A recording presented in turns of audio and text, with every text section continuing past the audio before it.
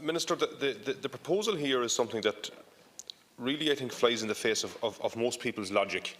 And first of all, it's about a rainy day fund, and you know, when the public out there would hear of that, they say that's a good idea, put savings away and have something put by. However, the fact that when you actually study it and look into it, what you're talking about putting all this money away, when it can't actually be spent under the Growth and Stability Pact and EU rules and all the other physical rules that's in place, it can't actually be spent on what would normally be considered a rainy day situation. It can only be spent on shoring up the financial services sector. And, you know, the bailing out of the banks bankrupt the country. And really what we're saying now is we're going to make sure that doesn't happen again, that we won't bankrupt the country. We'll have saved up to bail out the banks the next time they go down. And what is that going to do?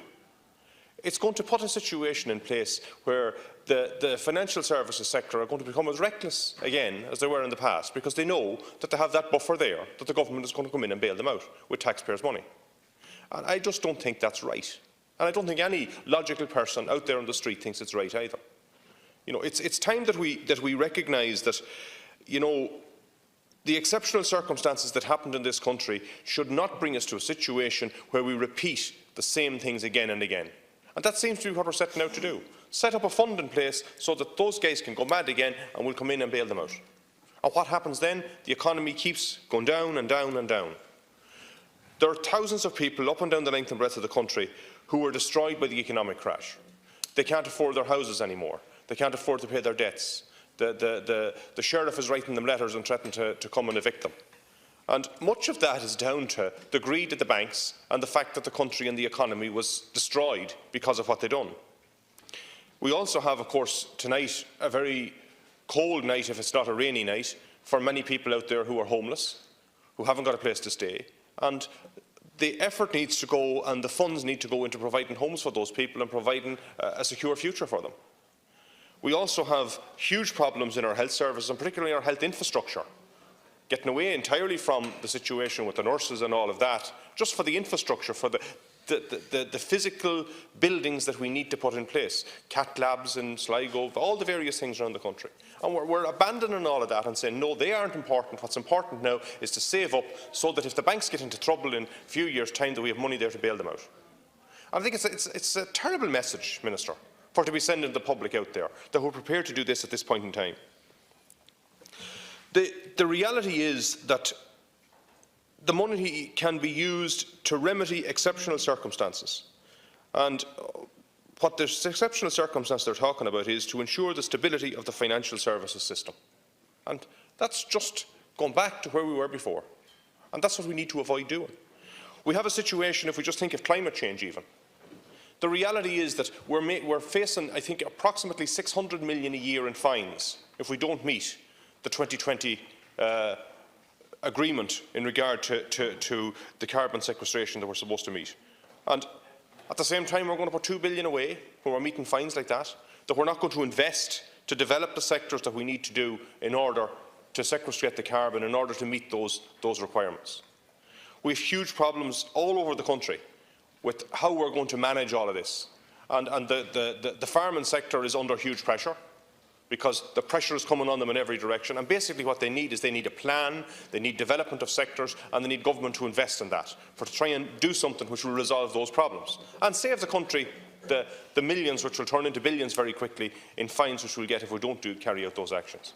And at the same time, we're talking about putting all this money away to bail out the banks.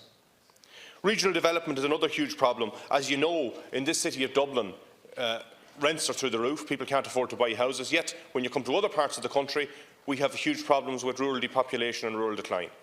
You know, we need to have a government that invests in the rural economy, that invests in the areas that have the most potential, that ensures that we can develop those places, that we can get employment there, that we can get people living there again, that we can get things happening there again.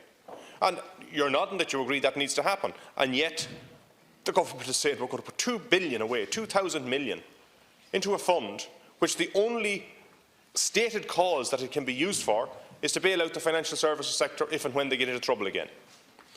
And the ironic thing is that, and we've all dealt with them, I'm sure every public representative here has dealt with them. When you think of the financial services sector, the public out there, the person who got into trouble when their loan wasn't able to be paid, or when their loan ran into arrears and it was sold to a vulture fund. The bank wouldn't do a deal with a homeowner because they said that there was a moral hazard, that if they didn't or weren't forced to pay the entire amount they had borrowed, that would set a precedent which would be bad going into the future.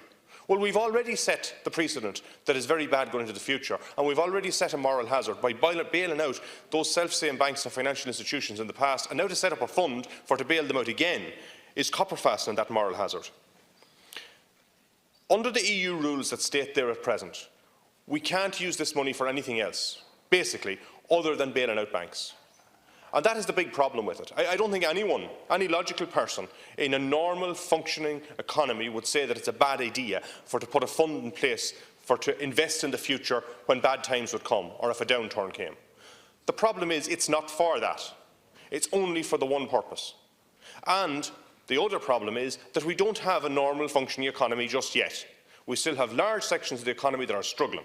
There's an awful lot of people out there who can't afford to live, who are under huge stress, who find it very, very difficult with the pressures of cost of living on them, and they find that they're overtaxed for the level of services they receive. I spoke to a woman the other evening, and she told me how her and her husband have almost 80,000 of an income coming into their house. When taxes are taken out of it, they have just less than 50. And yet, when a child was sick and they went down to A&E in the hospital, they had to get the chequebook and write out a cheque for €100. She said, what in the name of God are we paying all this tax for if we can't get any service? We go looking for it, except we pay again for it. And that's the frustration that people have. She's paying a mortgage, she's paying almost another mortgage in childcare. These are real crises, real rainy days. And I'm not talking about people who are on the dole, I'm talking about people who are working. People who are unfortunate enough to be dependent on social services or even in a worse situation. And yet government thinks it's okay to put €2,000 million into a rainy day fund and grow that to €8 billion over the next number of years in case the financial services need our help again. I think the priorities are all backwards here, Minister, and it's time to rethink this situation. I pass on to my colleague. Thank you. Buckley.